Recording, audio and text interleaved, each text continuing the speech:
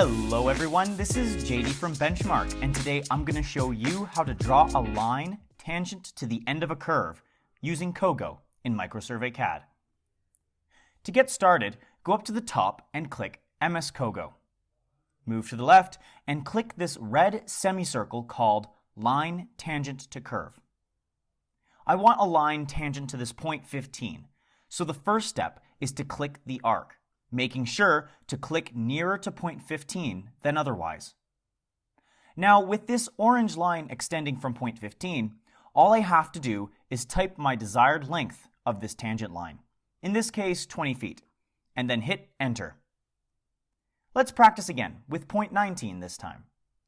As before, click the arc close to 19, and then define the distance, this time by clicking to set the orange line. As you can see, both lines are tangent to their respective arcs.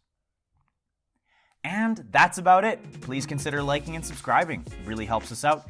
And if you have any questions about this video or about any others on our YouTube channel, please give us a call at 1-888-286-3204 or visit our website at bench-mark.ca.